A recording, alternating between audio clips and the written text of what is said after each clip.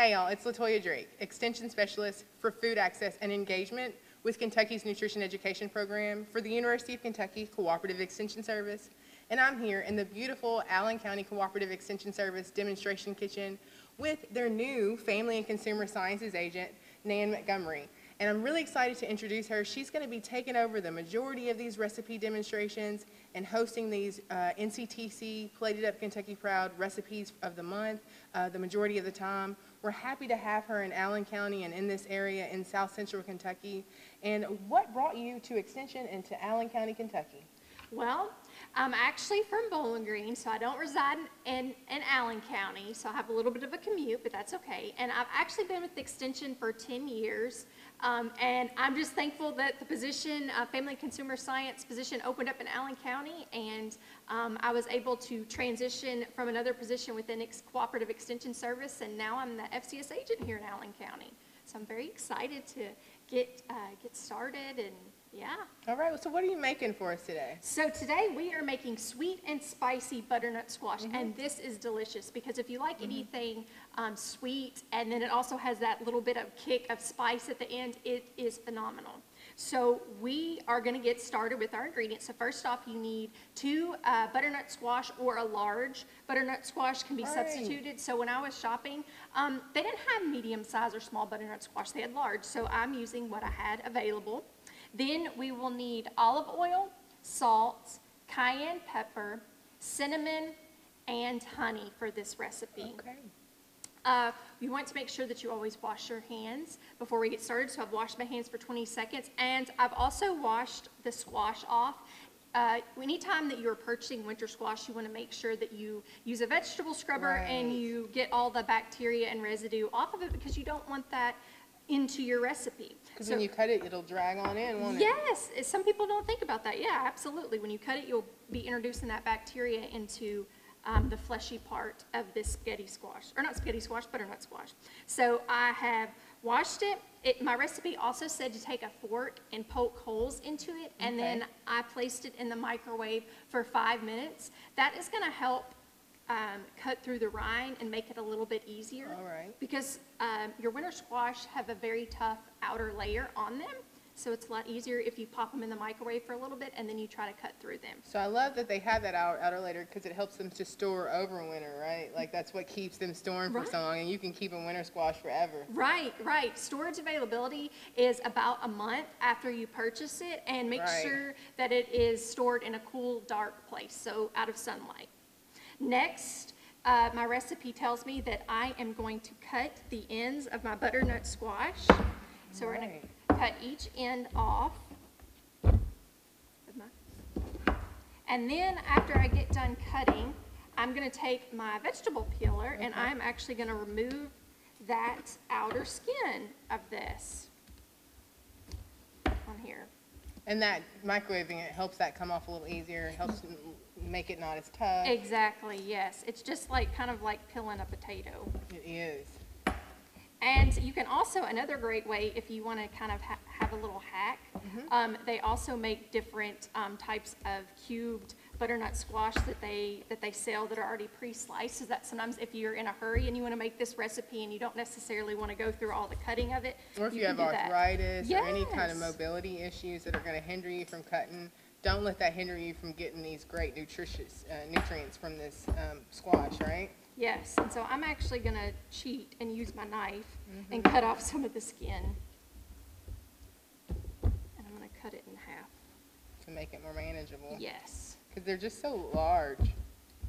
And they're really, really tough to do.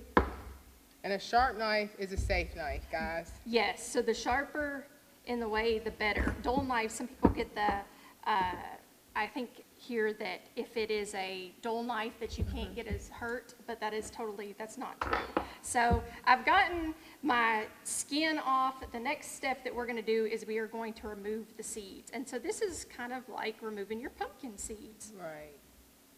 Out of this recipe. I'm going to put those in a bowl. And I'm sure just like any other kind of squash seed, you could roast that too. Absolutely, yes. So don't discard your seeds. You can use this whole squash with the exception of the rind, and you can roast these just like you would pumpkin seeds. And another thing that some people might not realize about pumpkin squash, or not pumpkin squash, but spaghetti, that people won't realize about butternut squash is the fact that they're not completely full of seeds. The seeds are only in the bottom. Yeah, I forget that. So we're gonna clean out this other side. So there's so many variety in winter squashes, right? We get the names mixed up, and you can use some of them interchangeably too, right? Because there's like couchage squash, and then there's spaghetti squash, and there's butternut squash, and there's acorn squash. Am I missing any? Hubbard squash, I believe, is another variety of squash that some people cook with in the wintertime. And so I've got my butternut squash ready to cut. We got it. I got my butternut squash ready to cut, and so I am going to cut these into cubes now.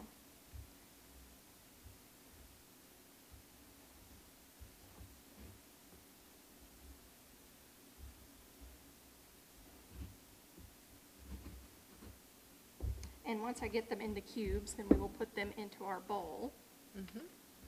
And then we'll be ready to add our other ingredients in here. So you can see that it kind of just pops out nicely. In here. Also, you want to make sure that the chunks, so my chunks are somewhat uniform. That's going to help with the cooking of this. All right, y'all, we're going to get this butternut squash cut up, and we're going to get it cut up in equal size cubes, and we'll come back when we get this squash cut up. All right, y'all, we're back with our cubed butternut squash. Out of all the winter squash, we've got butternut, and we've got it cubed here. So what do we do next, Jan? So next we are going to add 1/4 teaspoon of salt onto our butternut squash. Then we are going to add 1/4 teaspoon of cayenne pepper. Ooh, that's going to give us some kick. Oh, that's the spice for this, okay? Yes. A teaspoon of cinnamon, so we're adding a little bit more cinnamon than spice. All right. And then we are going to add a tablespoon of olive oil. Okay. And we are going to mix it in our bowl. We want to make sure that all the squash gets coated and all the flavors get all over the squash so that we don't get too much spicy and we don't get too much sweet. And then we will put this onto our baking sheet, and this is going to bake in the oven